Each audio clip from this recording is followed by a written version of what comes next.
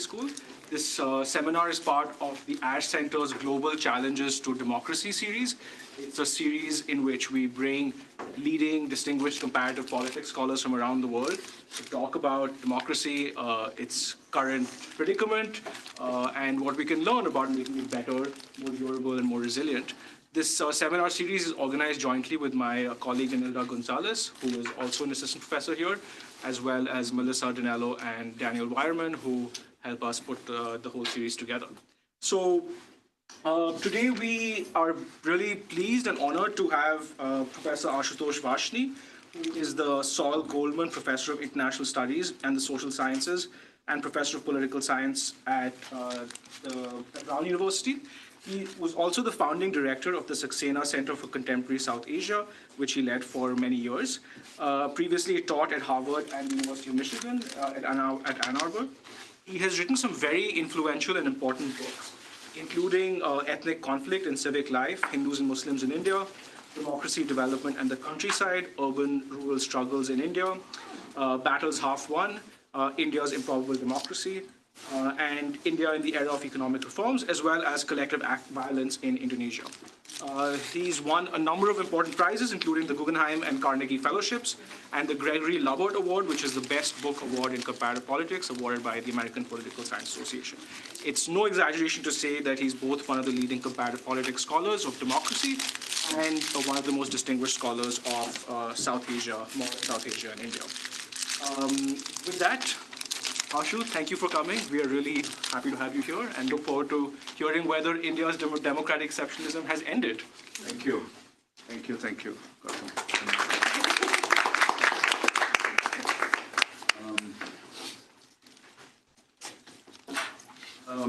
So here's the argument. And it's heavily anchored in democratic theory.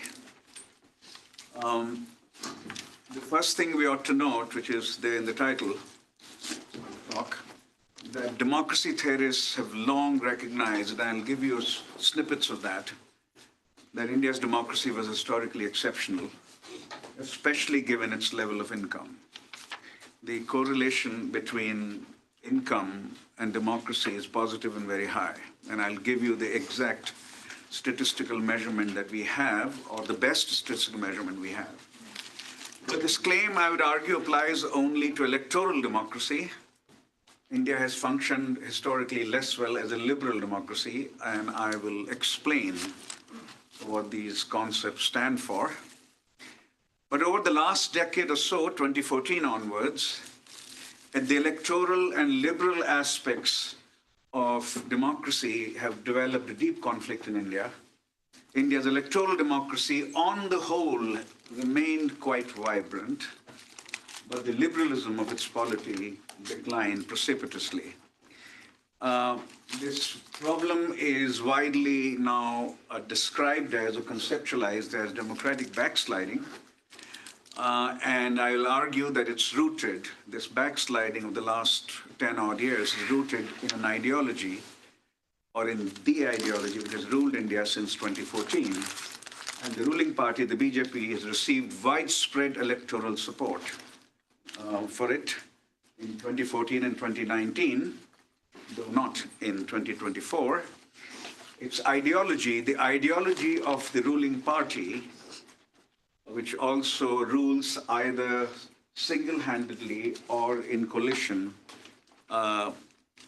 19 out of 28 states of India, not all, 19 out of 28. The ideology is aligned with electoral democracy, but not with liberal democracy. That will be the main argument towards the end. Right? I'm previewing it for you here. Recent developments, however, suggest that even electoral democracy might be in considerable danger, and the argument, the summary of the final argument would be, democracy has not collapsed and may not collapse, but its health has seriously deteriorated. That's the argument. Just a brief mention here of my association with Ash Center. I'm spending my year my sabbatical year here, and 7 years ago I was here as well. And the argument, the as we sometimes say in our work, the mother essay for this democracy book that is underway was written here 7 years ago. Democracy and longevity. This should be, so this would not work. I want to point it to this. Yeah, it's okay. The democracy and India's democratic longevity and its troubled trajectory. It's a nearly 20,000 word essay, which was written for the project that Scott Manwaring, who was here at that time, and Tariq Masood, who is still here, both ran, and the project was called, and still continuing actually, it was called Democracy in Hard Places. I started thinking about democracy and writing about democracy in 1998. Most of the essays have appeared in Journal of Democracy, actually, which is hosted my writing since 1998. And what I'm going to say today will go into the American edition of published by Oxford University Press to be published by Oxford University Press next year, of a book I published 10 years ago, actually. Before the rise of Modi, I published it in India, but Penguin took it, and Oxford University Press has bought the international rights from Penguin and wants me to write one more, and rightly so, one chapter on Modi and democracy, a 50-page chapter which will be previewed here for you. So I'll start with political science and India's democracy. I will summarize the key elements of modern democratic theory, and then I'll go into the empirics of that.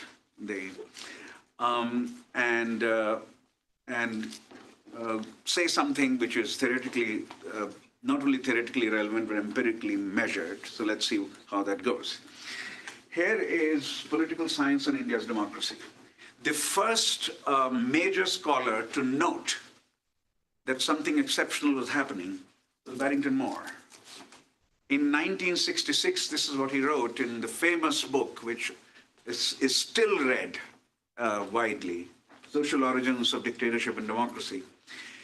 As a political species, India does belong to the modern world. At the time of Nehru's death in 1964, political democracy had existed for 17 years. If imperfect, the democracy was no mere sham. Political democracy may seem strange, both in an Asian setting and one without an industrial revolution. I'll have something to say about this a little bit more, later. Robert Dahl, 5 years later, in the classic Polyarchy, wrote, and all the page numbers are also cited here, India is a deviant case, indeed a polyarchy, his term for actually existing democracy. That's the term he used, actually existing democracy. Arguing that democracy can be defined as an ideal, and polyarchy is the actual version of democracy that exists in the world, and it can try and approach the ideal, but may not. The full ideal may not be realizable. Then in 89, in the second magnum, he has two magnum opuses on India, on democracy, which is very, very remarkable. In 1989, Dahl wrote his Democracy and Its Critics, and wrote that India was a leading contemporary exception. And finally, a very statistically oriented magnum opus, another magnum opus in the field, by Adam Przeworski and his colleagues, Democracy and Development. And he does it statistically. I'll show you what stats show. The odds against democracy in India were extremely high. And in some of his more humorous moments, he says that actually the odds are negative. There can't be negative odds. The lowest will be zero. So that's just to show how big the exception is. Now, here is a summary of modern democratic theory before we proceed further, 3-4 slides on that. The normative dimensions are very clear that there's a minimum requirement, that's elections. And that comes straight from Polyarchy, Robert Dahl, two ideas that contestation and participation. Contestation means can the opposition freely contest the rulers? And the second is participation. Is franchise universal or restricted? Can the voters freely vote? You measure these things, that's the minimum requirement. No elections, no democracy. That's a necessary condition. Then there's a broader requirement which takes us from electoral democracy to liberal democracy. And it also talks not only about elections, which take place every 4, every 5, every 6 years, but also politics between elections. And talks about whether liberal freedoms or civil liberties are available, especially 3, freedom of expression and speech, freedom of religious practice, freedom of association, which in modern language has become the ability to form non-governmental associations. Yeah, it's associational life. Plus, after 1945, which I'll explain in some detail, the idea of minority protections in democracy. These 4 have been added, and the empirical dimensions are very clear. I'll summarize some of them. Income and democracy, the idea was democracies can be established at any levels of income. Democracy is so defined normatively, right? That comes from normative theory, political theory.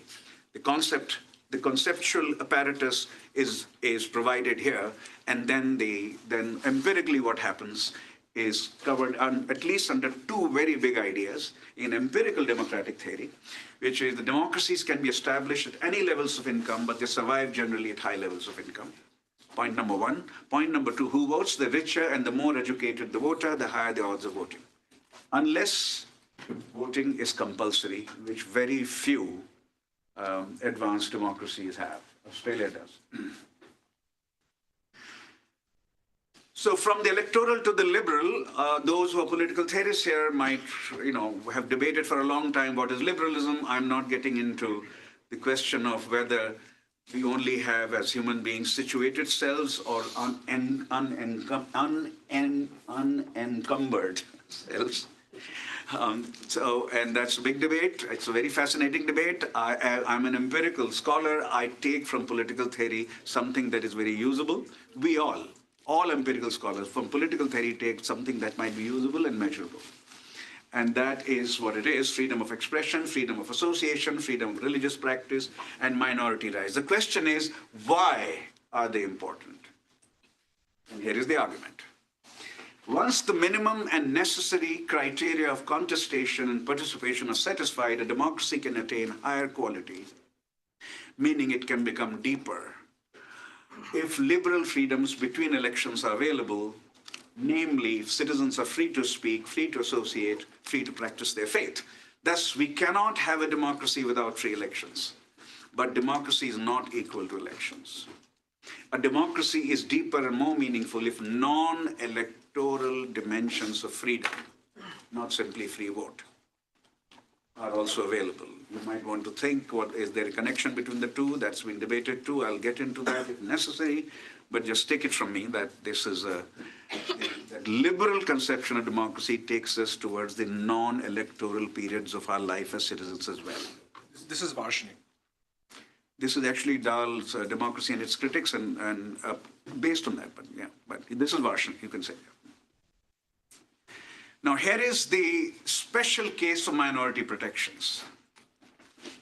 All post-1945 democracies not only are based on the idea of power stemming from electoral majorities, basic definition of electoral democracy. Who's in power? Those who win electoral majorities. However, those majorities are defined, first past the post, or which is a plurality issue, 50 plus 1, etc., which is another way of defining it, and PR, proportional representation, is another way of defining it. So, however, the concept of electoral majorities are defined. Electoral majorities lead to formation of governments.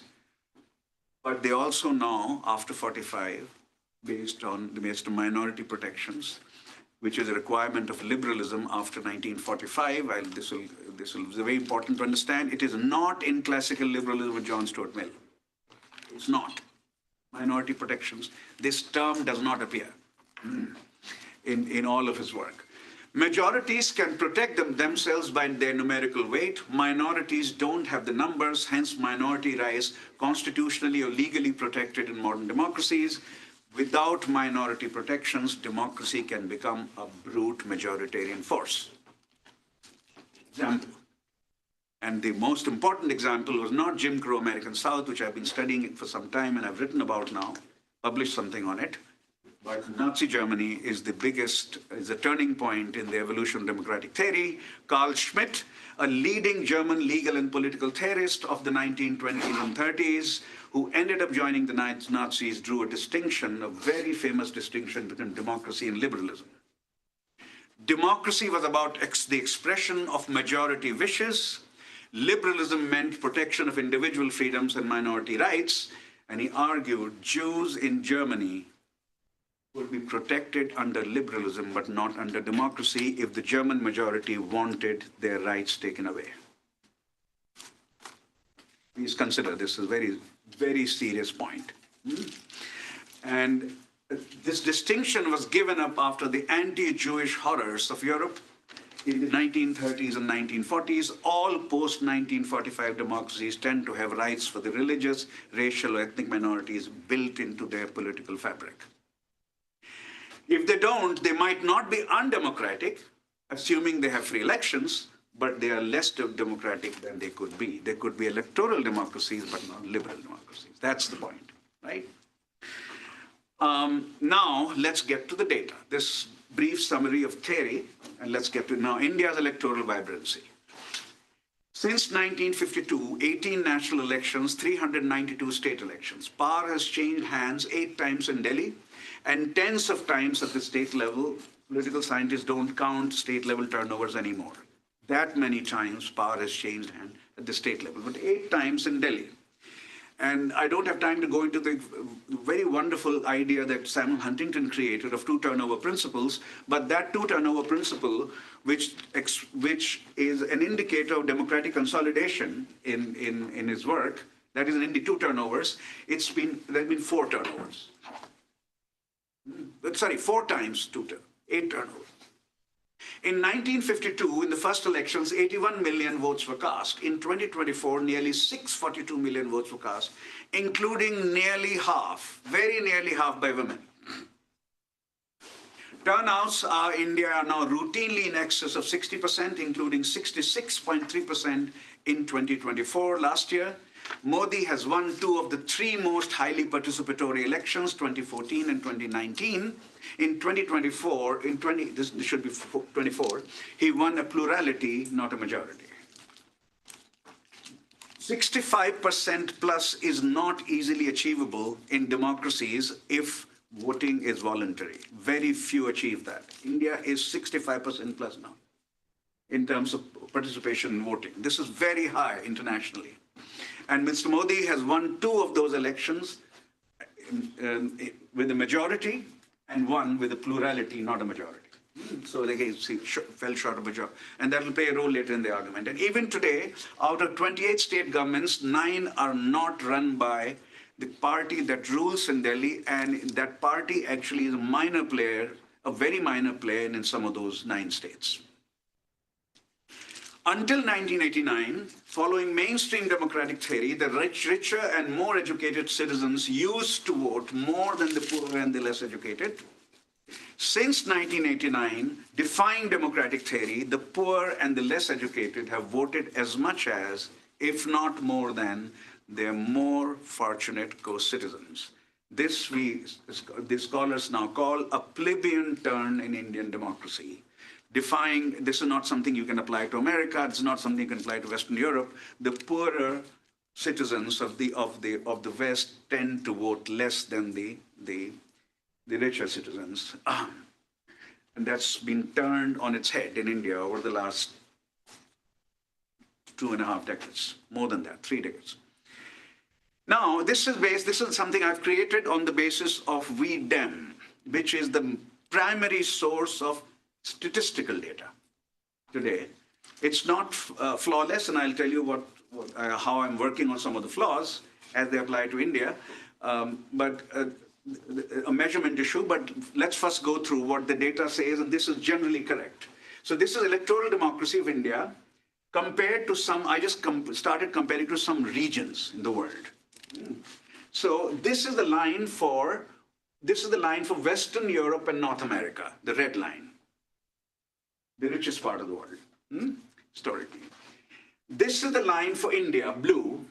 This is the line for Latin America, And this is the line for Asia Pacific. And the world line is this. For our purposes, the most important thing here is that India, among the poorest countries in the world till 2005, it became a middle-income country only after 2005. Between 1952, the first election, and 2005, it was, according to the World Bank classification that most of us accept, was a low-income country. And today, it's middle-income, but still not upper middle-income.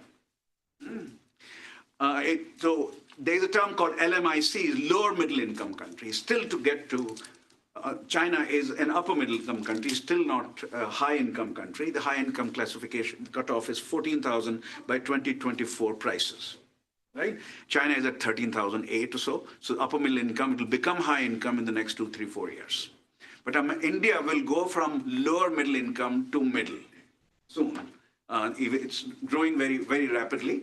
But the point here is that as a low income country, its performance as electoral democracy right until here, right until early 20 teens, right, was lower than only the line for Western Europe and North America. Right? When it was in LIC, that means until here. You can see the line is lower only than the red line, the line for the West European and North America combined.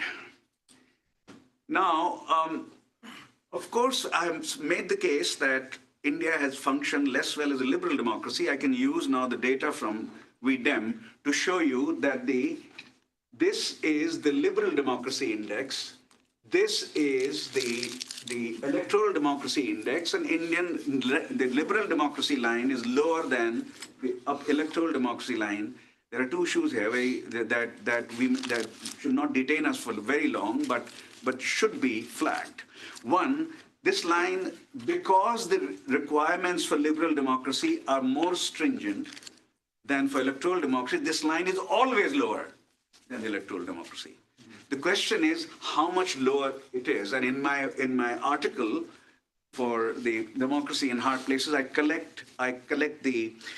put together the data on half-decade, 5-year moving averages to show you that the gap between these two lines in India is greater than in any other region of the world. Can you say a word about how the data are collected? Because our audience. So, okay, so that's the second point, which is, so electoral democracy is basically about elections. How many people have the right to vote and how many people can freely participate, an estimate of that. And secondly, can the incumbents be freely contested, an estimate of that.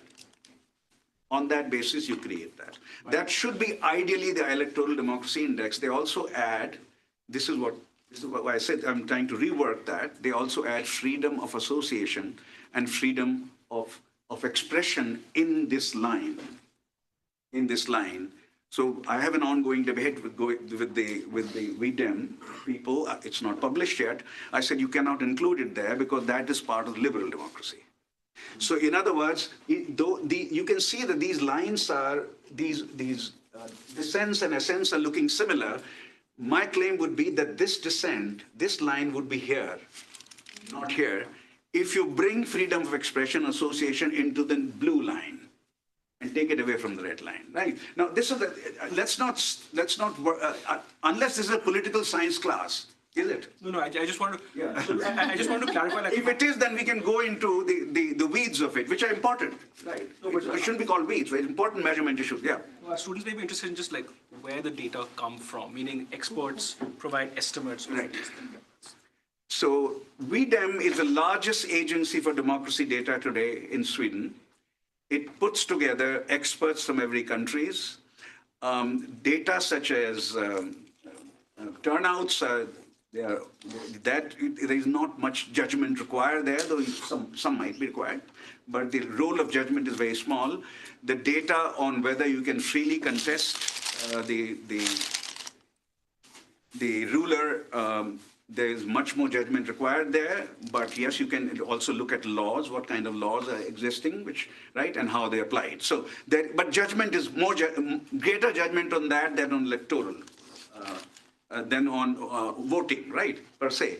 And of course, freedom of association, freedom of expression, freedom of religious practice, there's a lot more judgment required there. And you can contest that, but you don't contest that with nothing. You can contest something with something, right? In empirical research. So therefore, if you don't like it, tell us why. What is the alternative measure that you have? But my claim is what I'm trying to do is separating, since the data is clearly disaggregated, I can take the freedom of expression, freedom of association out of this line and put it here, right? And can do it for the last 60 years. It will take about 5 to 6 months. This is not, anyone who's done statistical research knows that, you want precision, and you can create this whole line differently. And this line will change, but I think the gap will be larger. And the slope will be this slope. Electoral democracy still goes down. Will go down. Okay. But not as much as here. Okay. Now,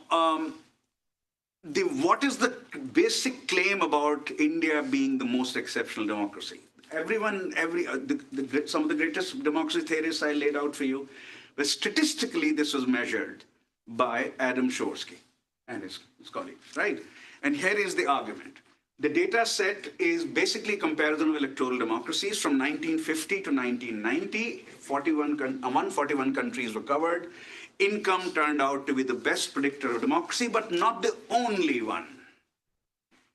It correctly predicted 77.5% of the cases. In 22.5% of the cases, other factors were relevant. But no other predictor, religion, colonial legacy, ethnic diversity, international political environment, the other big independent variables, were as good on the whole as income. India obviously belonged in this to the 22.5% set. More than three-fourths of variance explained by one factor is a very big factor. That's income. Democracy, in other words, is primarily a high-income sport, if you will. And indeed, democracies that emerged from decolonization after the Second World War survived only in India, Mauritius, Belize, Jamaica, Papua New Guinea, Solomon Islands, and Vanuatu. Mr. Przeworski and his colleagues added to our knowledge of where Vanuatu is once he presented this way. I think everyone knows where it is. I did not know. Well, my team did not know. The most surprising case is India. The odds against democracy in extreme India were extremely high. All other poorer exceptions had higher income than India. Right? So that's the basis for the claim about exceptionalism. At that low level of income, democracies can be established, but they do not survive. And there are very few examples that constitute exceptions. Very few in the world. Okay. Now, I won't have time to go through this, but I'll just once again preview or flag this for you. Why democracies persist? There are two kinds of theories about this. The mainstream democratic theory talks about some structural or cultural factors that facilitate the establishment and persistence of democracy, both. So you have the level of income that you saw, Przeworski, Lipset. Lipset was the first to write about it in 1959. Level of inequality, Acemoglu and Robinson and Carlos Bosch. Class structure, Barrington Moore and Dietrich Ruschmeyer. Degree of ethnic diversity, John Stuart Mill and Aaron Leibhardt. And properties of political or societal culture, Armand and Verba and Bob Putnam. This is one set. This is simply pointing to some cultural or structural features of society which will facilitate the establishment and persistence of democracy. The alternative scholarly move gives primacy to what we generally call agency, as opposed to the structure, political parties and leaders. Politics in this version of theory is not endogenous. It doesn't follow from the structure. It may have some relationship, but politics has sufficient power to create new structures also, while responding to structure in some. No particular structure or cultural ensemble will create only one outcome, or very likely create only one outcome. Politics is not, in that sense, endogenous, is the idea here. So I support this generic line of reasoning. Too much reliance has been placed in democratic theory on structure and culture, and too little on elite behavior, party behavior and choices, values and interests. And this line of reasoning is very similar to how Levitsky, Ziblatt, Gormo O'Donnell, and first to do that was Dunkard Rustow in early 70s, how they have used this idea. So basically, logically, this is the structure here. At the income level, compare two conditions. This is just pure logic here. You can write it in equations. Income level plus an elite ideology of ethnic, religious, racial equality. That's one kind of polity you can have. Or same income level, but an elite ideology based on ethnic, religious, racial inequality. B is likely to be different from A, generating the outcome, the political outcomes that will emerge. Right? So income level alone cannot predict what kind of polity you'll have. Right? Also depends on what kinds of ideologies are there in the political system. There's the additional point about trend lines and outliers. That is the statistical point. India is an outlier for structural and cultural reasoning. All of them have said that. Right? It's an outlier. Arguments based on trends and averages, therefore, would not apply to India. Right? That's very simple. It's off the line. So you have to find the structural features will not be able to predict that. Okay.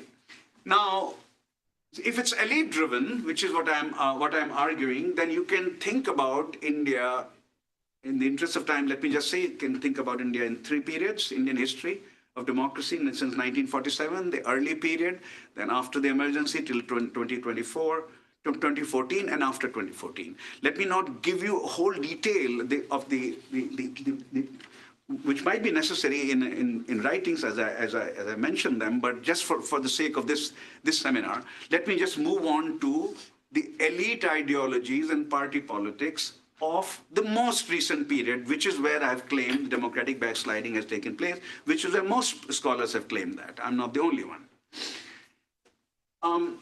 So the claim here is, and my claim is different from this claim of other scholars, my claim is that Hindu nationalism, the ruling ideology of India, it believes in a communitarian view of politics and polity, not in a liberal view of politics and polity. Now, liberalism versus communitarianism is a serious debate within political theory. Once again, I don't have time to go into it. Allow me to say that they believe in a communitarian view, and let me also show you why. And then make the case that their communitarian view of politics is aligned with electoral democracy. This is my point. This is not the point of every other scholar. A lot of us have written about India by now. The rights and equality, what does Hindutva or Hindu nationalism, what does it believe in? And this is all not only in the statements of India's preeminent leader today, but in the texts that have been written since 1925. I have read all of them. The rights and equality of citizens are not the starting point of Hindu nationalism, as in liberalism. Its core instead is a discourse on national loyalty on which rights are thought to depend. Loyalty is seen as community-based rather than as something anchored in the individual proclivities of citizens. Some communities are naturally loyal to India, others are not. The loyal should have superior rights and privileges. The less than fully loyal or the disloyal should have inferior rights or no rights. The Constitution makes the loyal and the disloyal equal. That's wrong. Such equality violates the historical and cultural truths about India and saps national strength. For the communities most committed to India's culture and progress or civilization are not given commensurate privileges. At the deepest philosophical level, the idea is that rights should not be given on an individual basis, which is how rights are conceptualized in a liberal polity. group rights are an exception in liberal polity. There are. And Canada has rights for indigenous people. India has rights for Dalits, right? But they're exceptions. Not the rule. For Hindu nationalists, the exception should be the rule. Rights should be assigned on a community basis. Communities that have historically contributed more to India, communities that have been more loyal to India should have superior rights. Even in principle, this notion violates the idea of citizen equality and citizen individual freedom, which is central to modern liberal democracy. But if approved by a majority in elections, it is consistent with the idea of electoral democracy. This is an example of how electoral democracy can be used to undermine liberal democracy. Now, let's turn to the main issue. Who is disloyal in? Which community is disloyal? And what rights should it have? What are the texts saying? And now, openly, the Prime Minister is also saying by using terms such as Ghuspatia, infiltrators, etc. Right? So, but the texts are very clear. What the Prime Minister is saying is very rooted in the text of the ideology. If loyalty is not primarily an individual trait, which you can establish legally, what I did, was I seditious or not? That can be established legally as an individual, right? Or you can say, I'm representing an entire community. The entire community is disloyal, right? So if the loyalty is not primarily an individual trait, then the key question is which communities are unquestionably faithful to India, which are not? The answer was given 100 years ago by V.D. Savarkar in the book called Hindutva, and that answer has never been revised. And here is the argument. A loyal Indian is one who's attached to the geography of India, who was born in India, whose religion has indigenous roots. Savarkar called anyone who met these three criteria a Hindu. For him, a Hindu and an Indian were the same terms. A Hindu means a person who regards this land from the Indus to the seas as his fatherland, Pitribhumi, and as his holy land, Punyabhumi. Muslims and Christians cannot meet the third criteria. Their holy lands are in the Middle East or the Vatican. Christian numbers have been small, and their role historically not as significant. Muslims have numbers, and they also ruled. Thus, they are critical to Hindutva.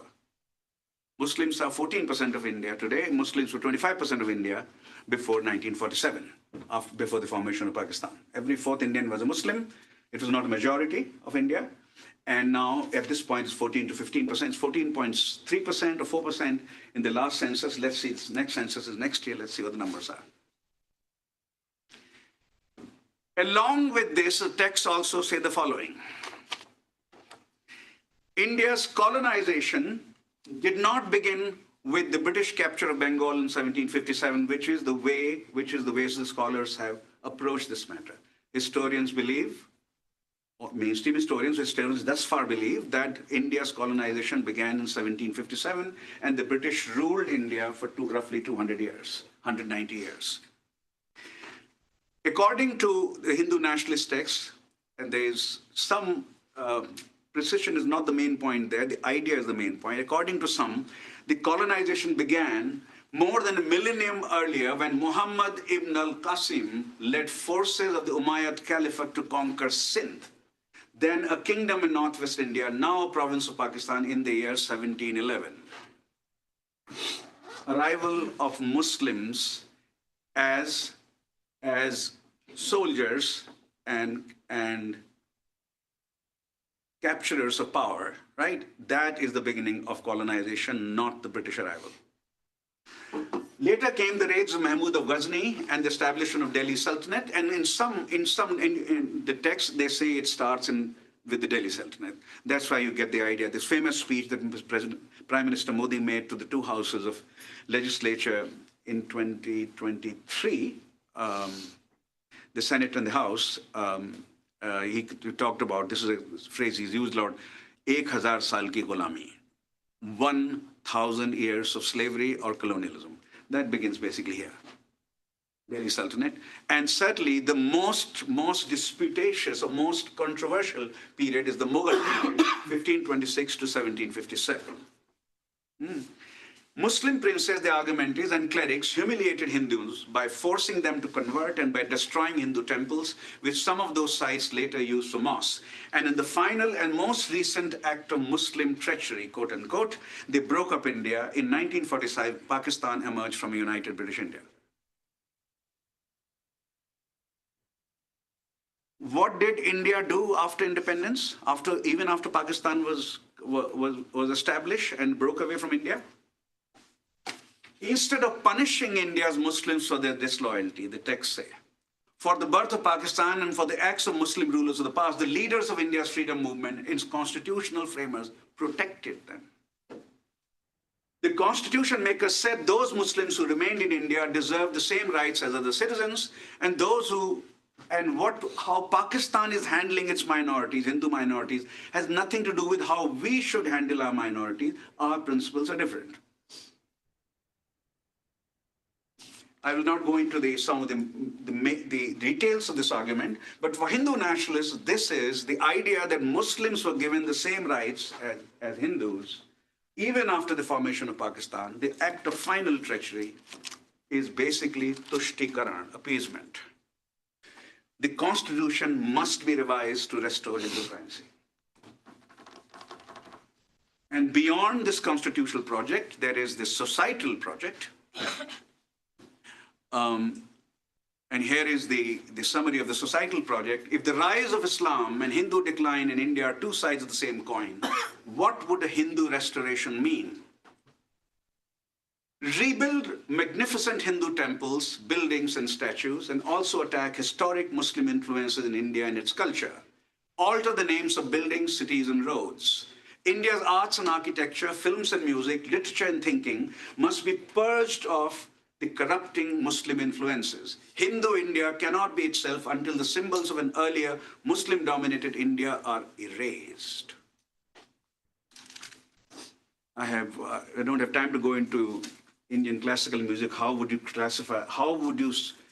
describe Indian classical music except that it's a Hindu-Muslim synthesis, right? And you just can't separate the Hindus and Buddhists. What would you do with Indian classical music? Following this logic, well, that will take us too far.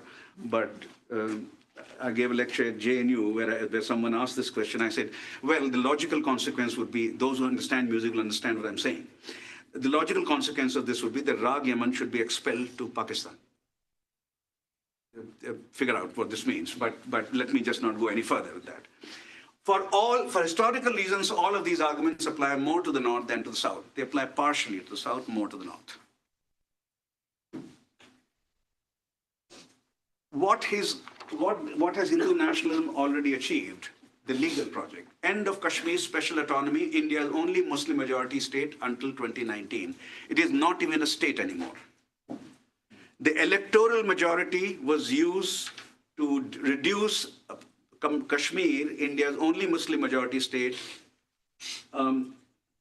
to not only strip away its special privileges, it did have special privileges, though it was not the only one which had special, Nagaland, etc., also has special privileges, but also reduce it, take away its statehood through parliament. It's not a state anymore. Citizenship Amendment Act was passed in 2019. All immigrants and refugees from neighboring Muslim majority states, except Muslims, were allowed Indian citizenship. And they could be treated as persecuted minorities, and the claim was that no Muslims in Muslim majority states are persecuted, which can also be easily challenged. There are Ahmadis which have been persecuted, there are Shias which have been persecuted, and these are all Sunni majority states, and these are very clear examples, but they said, no, that's not a problem. The term persecuted can be used only for non-Muslim communities of our neighbors. And state-level prevention of interfaith marriages. Last I counted, I think 7 states have these laws on board now that Hindus and Muslims cannot intermarry. Maybe I'm wrong by 1. 6 have those, but it's a state matter in Indian federalism. So 6 or 7 have already passed it, though all 19 Hindu nationalist states have not. 6 or 7 have passed it. It's criminally liable for Muslims to marry Hindus. The other way also according to the law, but that's not how it works. 2024 elections. The BJP not only lost its majority, but fell 63 short of its 2019 seats. It had 303 out of 543 seats in 2019, the biggest catch that it has ever had. And that was 33 more than now this is some simple political science here, that 272 is the majority mark, 272 seats. So they had 303 in 2019, which was 21 more than the necessary. And they announced at the time of 2024 elections that they wanted 400 par, more than 400 seats out of 543, including their alliance partners. And the basic idea here is that constitutional amendment in India requires 2/3, not a simple majority, a special majority, 2/3 of parliamentary vote and half of states. Half of states are already ruled by the BJP. If 2/3 would be actually, to be precise, 363.6 or something, 2/3 of 543. You can do it quickly. And that's not very sexy. You said 370 we want, and 30 the coalition partners will win. That did not happen, and they fell 130 short of that project. In the 130 seats short. So they were able to form a government only in an alliance. Electoral democracy triumphed. And we Dems claim that India as an electoral autocracy simply is not supportable. There are lots of things we can say about their data. But this judgment based on that data is not. No, in electoral democracy triumphed. The rulers they lost 63 seats, and they were 130 short of what they wanted. And they announced it clearly, publicly, openly, repeatedly. That's what they wanted. They couldn't win it, right? So what is the overall conclusion? That the Constitution cannot be revised because a supermajority could not be secured. The Constitution is still not a Hindu nationalist constitution. Some laws have been changed, but it is not a Hindu nationalist constitution. The Constitution still says Hindus and Muslims are equal. Still says that. And for you to change that, you will need 370 seats. And then you can do it. And then you have half the states that can go with you. You can do it at that time. That's when India will be constitutionally, legally, and politically a Hindu nationalist state. That's not what has happened. Will electoral integrity last? What has been my claim so far? On liberal dimensions of democracy, India has faltered. And especially so after 2014. But not only after 2014. Right? It's always been lower than that. But after 2014, the gap has been very wide. I said that the two lines could be differently drawn, which I showed you, on which I'm working.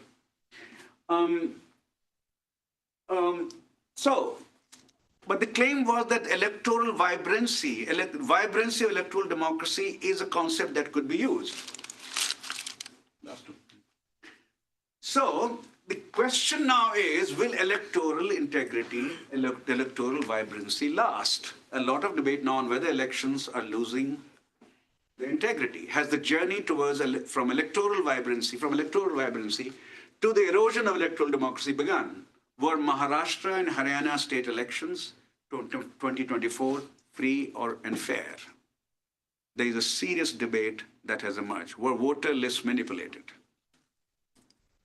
We don't have full answers yet, but a serious debate, very serious debate has emerged. And then, this is the last but one slide, the onus of, here is the bigger threat. The honor of registering voters for vote is now being placed on citizens as in America. American citizens have to step forward and register themselves. Parties can bring them in. It's not the job of the government to go out and register. It has always been true in India that governments would go out and register them. What does this difference mean?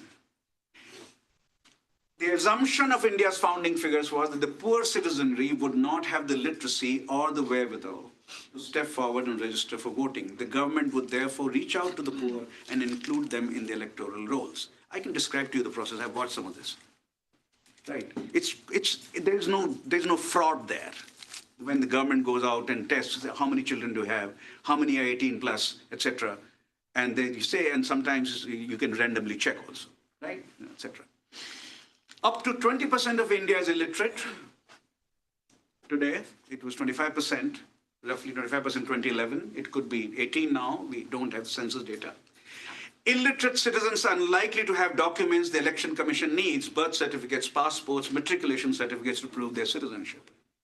And even if you had these papers, if you've gone to any government office and seen whether poor, how afraid the poor are stepping into a government office, then you realize how hard it is for you to expect that the poor people will just go in there and say, here is this paper, and sir, I want to vote. Is this the right way to ensure electoral integrity? The cases in the Supreme Court still to be fully settled. But which communities will be disenfranchised as a result of this exercise? That is not a secret. All of us who've studied India can tell you, most of India's poor are Dalits, Muslims, and lower OBCs. The electorate, if this idea goes through, is judicially approved, will be disproportionately based on the upper caste. Most Indians you meet here, not all, would be upper caste, including me, including Gautam, including Ritika. Electorate will be disproportionately based among the upper caste and upper OBCs, just call them of the middle caste, the upper layer of the middle caste, basically. Voting data shows that these are also communities that heavily vote for the BJP. The effect of the new documentary process will be to tilt the scales in favor of the BJP and attack the idea of electoral vibrancy, which I have argued an argument I could make right until 2024 elections. That was not the argument you could make against Mr. Modi. The argument was only about the liberal dimensions of democracy. That argument now is, in that particular feature of Indian democracy, could be called in danger. So yes, democracy has not collapsed. The health has been deteriorating. Whether it will collapse or not may well depend on what's happening or what will happen in the next 2-3 years, especially what the Supreme Court does and how political parties react to the idea of what may be called basically disenfranchisement of the underprivileged. Disenfranchisement of the underprivileged. Thank you.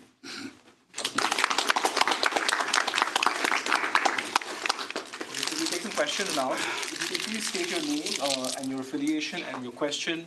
Please state it briefly with ideally a question at the end of it. Thank you.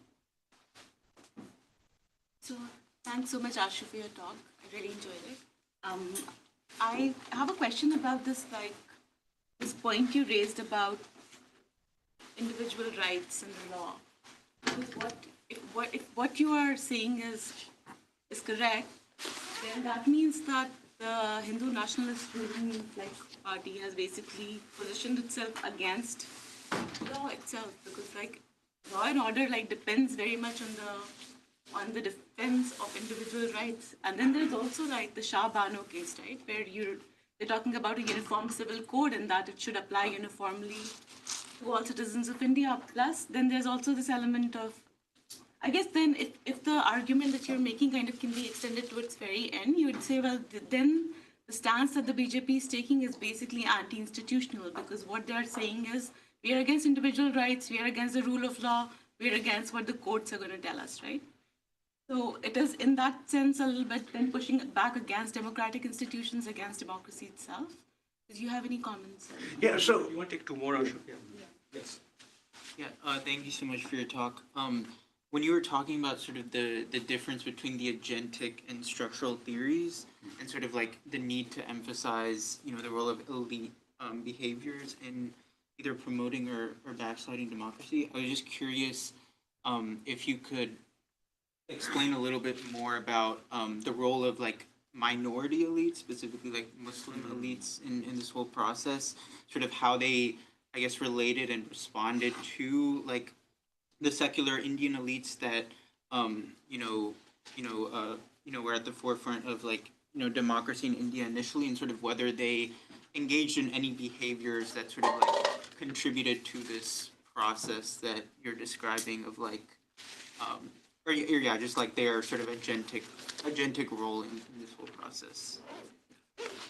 I just had a question about the electoral vibrancy aspect of what you mentioned, because wouldn't you say that even going far back as the 1950s, we had deep fundamental cracks within our electoral process? So, for example, arbitrary dismissal of state governments and placing them under president's rule, or even the Kashmir 1987 electoral malpractice accusations, and horse trading, which is still prevalent. So would you say that rather than electoral vibrancy, it was just a very low baseline that is now continuing into a more autocratic trend?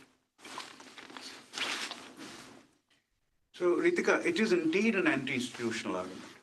They want to restructure the whole institutional framework of India. And they would never, so RSS right from the beginning has said that this constitution has to be changed. That particular argument comes out not from the Prime Minister anymore, who says he's swears by the Constitution, he's taken oath and all that, right? But how, after taking the oath, do you restructure the Constitution? There is a process for that. We would rather do that. It is anti-institutional in that sense, but it's not anti-institutional in the sense of anarchy, no. It is coming up with alternative institutional framework, more consistent with their analysis of history and who deserves more rights and who deserves lesser rights, right? So the idea that Muslims should be second-class citizens of India is absolutely central to the Hindu nationalist argument. There is no text, there is not even one text that you can find which doesn't say something like that. If not exactly these words, these are words taken from political science and law. But the idea of an inferior citizenship or no citizenship or secondary citizenship, it just runs through all the texts of the last 100 years. Deen Dayal Upadhyay, one of their most important modern theorists, had a book called Bharat Ki Musalman Samasya, the Muslim Problem of India. The title of the book is Bharat Ki Musalman Samasya. Right, and then he goes into why has the Constitution of India given them equal rights? Right, after what they've done to our history, what they've done, and especially after the formation of Pakistan. Why didn't they all go there? Well, India said those who want to stay will stay, and those who are staying will have the same rights. Right. So it is anti-institutional, but not in the sense of anarchic contempt for it, but in a counter-institutional sense. That's what. Like changing the law itself. Changing the laws, changing the constitution, indeed. The legal project is clear, right? And they're very careful about the legal issues, right? Very, very clear. That's why they know that Supreme Court will play a very big role. That's why they want a Supreme Court that agrees with them. Mr. Modi is not the only leader in the world who wants a Supreme Court that agrees with him. Mr. Trump also wants a Supreme Court that agrees with him. So does Erdogan, right? But so there is a whole tendency here which goes in this direction. Role of minority elites, how might they have contributed to democratic backsliding is the question, I think, right? I think minority elites are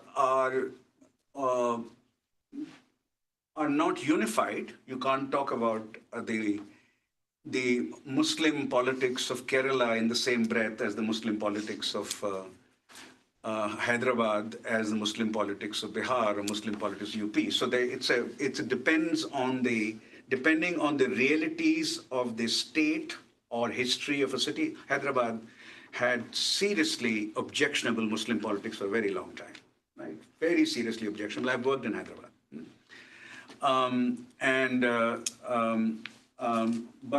But it is true that the Muslim parties that may have emerged, as opposed to Muslim elites in non-denominational parties, right? Muslim elites in Congress, Muslim elites in various other parties of India, and some in BJP, very few in BJP, very, very few, to be counted easily. that Muslims of confessional parties, those elites, you may want to argue, have not fully understood how parties should function in a pluralistic democratic environment.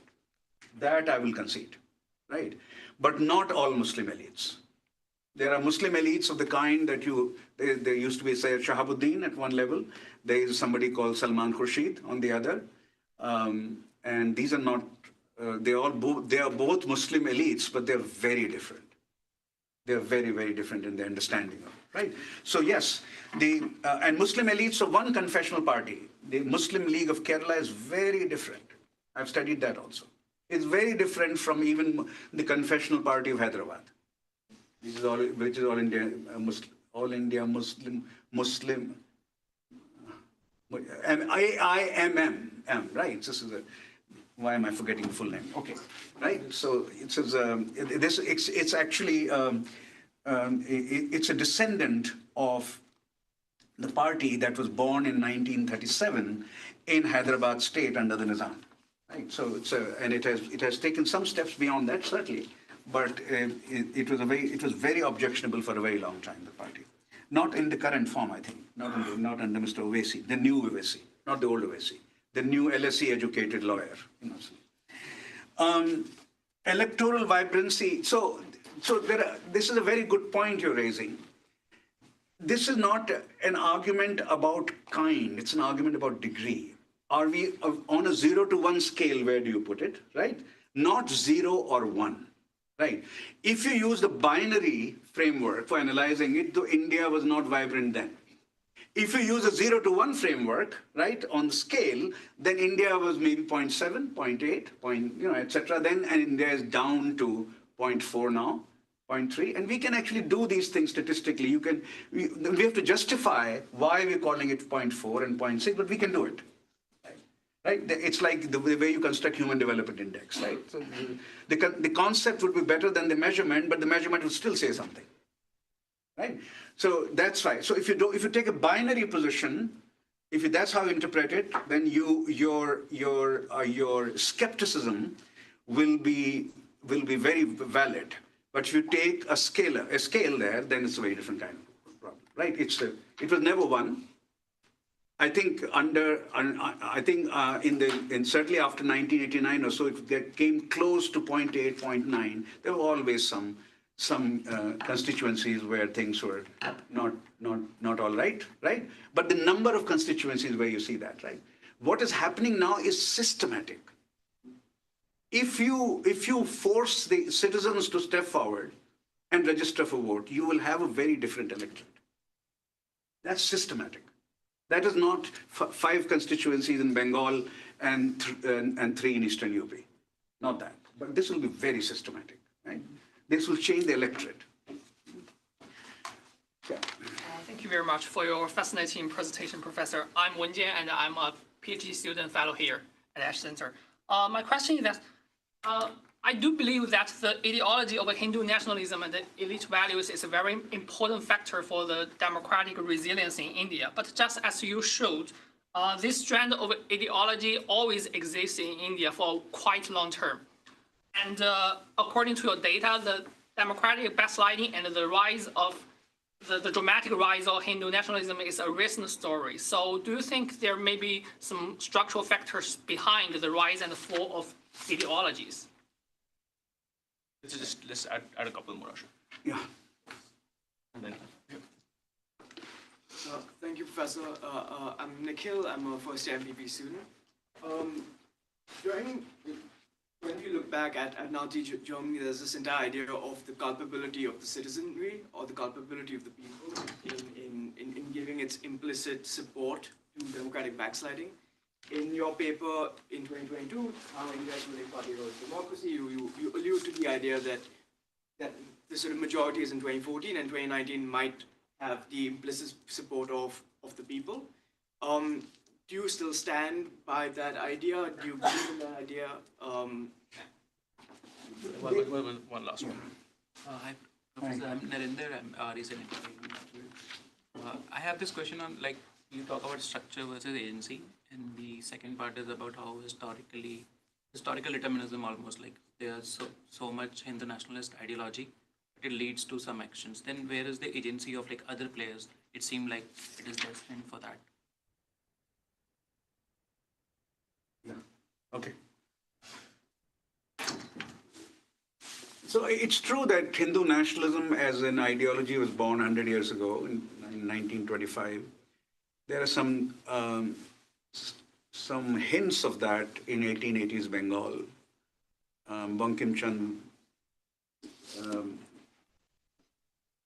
Anand Math, a book, very important book, presents the Muslim as a invader and not as an Indian. But the formation of the ideology, not simply hints in a literary text, formation of ideology is basically 1925. That's when the Hindutva by Savarkar is written and published.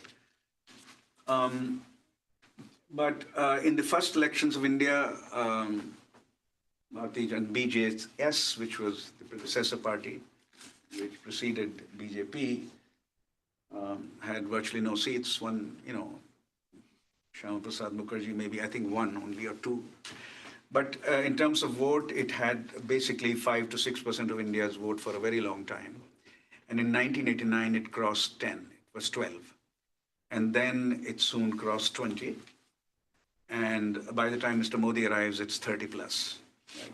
Right? 31% in 2014 and 37 point some percent in 2019. And that has dropped a little, but not a whole lot. It was the alliance politics which defeated him this time, or which brought him below the majority. Not defeated him, brought him below. Now, so you're asking why now, why not earlier? That's the question, right? And that question, it's been debated a lot. I played a role in that debate. My argument was that the 2014 election was not a victory of Hindu nationalism. It was simply a vote against the existing rulers who were thoroughly corrupt and worth throwing out. I wrote about that, actually. I wrote that if the Congress party-based alliance is elected a third time, it would be not good for the health of the polity. They need to be defeated. I wrote that. But, and so there the issue was corruption, and in many ways the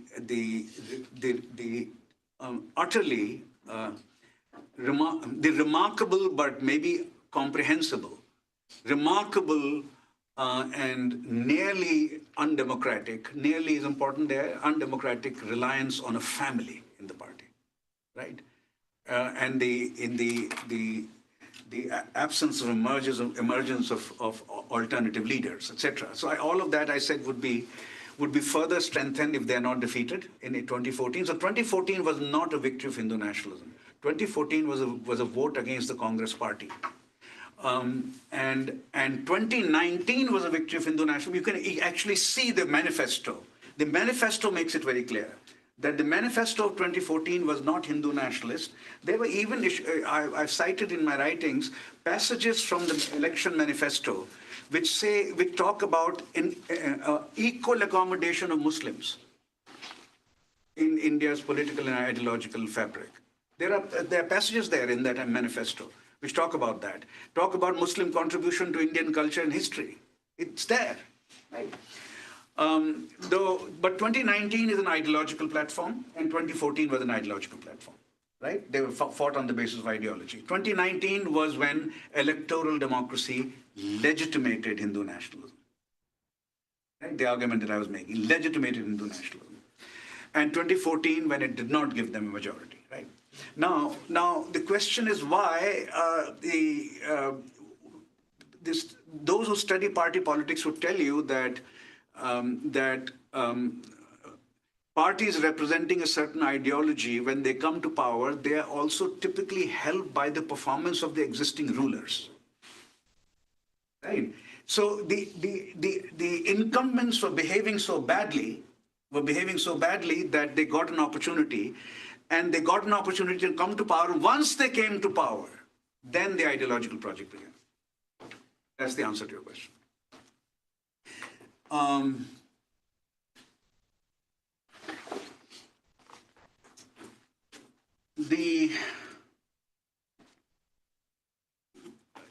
Nikhil, your question was about majority support for Hindu nationalism. Would you be able to repeat that? Sorry. I think you kind of touched on it in your answer. It was the idea that whether, because the people have voted for the BJP again in 2019, and now to some extent in 2024, whether that you look at that as an implicit support for democratic backsliding or for minority oppression. Correct. Yeah, that's correct. 2019 is the clearest support India has provided electorally to Hindu nationalism. That is why the argument Hindu nationalism is electorally aligned with electoral democracy, right? That was clearly demonstrated in 2019, and less so in 2014. Okay. Now, a question from here. I don't know. I can't read my notes. Sorry. Like So are people prisoners of ideology? So how is that balance structured? An oppositional agentic action, right? Yeah, in that I wanted to say, like, is the agency of the political party in power also, is that agency because we are deriving that agency from some historical factors or books written? So is that... Yeah, so right. So whether or not the party came to power because of the ideology, it didn't in 2014, I'm arguing, right? But once in power, the power itself allows a lot of autonomy in action, right? And so it can rely on its ideological... This has happened not only in India, it happened. There is a lot of comparative political literature on this, in party politics, right? So once it came to power, and it also took them some time, the turning point is what happened. I don't know, those of you who follow Indian politics, the turning point is 1 year after 2014, turning point, and then things begin to change. A man called Muhammad Khalik in Dadri, just 60 miles from Delhi. Muhammad Akhlaq. Yeah. So he's lynched to death. He's a Muslim. And the crowd lynches him to death because they believe he has beef in his fridge. Right? The Prime Minister could have called, India's phones work very well, 900 million, no, not 900 now, 90, almost 90% of India, I think actual number is 85 or so, is covered by cell phones now. Right? The Prime Minister could have called to express sympathy, etc. Prime Minister, actually, that road, I have traveled on that road. That road, that can be covered in less than an hour. 60 kilometers, not 60 miles, 60, right? You can cover it less than I could have gone, right? And said something to the grieving family. Nothing like that happened. And then more lynchings began. And the only lynching on which the Prime Minister commented was the attempted lynching of 4 Dalit boys in Gujarat. And he made look at the claim here, I've heard that speech so many times. Daliton ko kyun maar rahe ho, mujhe maro. Why are you lynching Dalits? The quote unquote, the lowest caste in this thing, come and lynch me. Don't lynch anyone. That's what a liberal Democrat would say. A liberal Democrat would not say take law into your own hands. Why are you lynching Dalits? Come and lynch me. This is the only comment he's made on lynchings, and the idea is very clear. Dalits have to be brought back into the Hindu fold. With a greater, Hindu nationalism typically did not give them the dignity that they deserve as human beings. It was very caste-ridden. Modern Hindu nationalism is not caste-ridden. Modern Hindu nationalism is willing to incorporate lower castes into the Hindu majority. Right? So that was the reason he said that. Now, that is the beginning of a very clear Hindu nationalist shift. That Dalit lives are more important than Muslim lives. Right? No, that's the beginning of, that's what that statement politically means. Now, and then a lot happened after that. So agentic action, if you believe that we as politicians, I'm not one, I'm a commentator on politics, I write columns, and I'm a political scientist with the academic work, that we are governed by two kinds of imperatives. One is we judge what is, as politicians, especially if not political commentators, politicians, we judge what might be the practical necessity of the time and what is it that we ideologically want. Some combination of that is how politicians function. Right?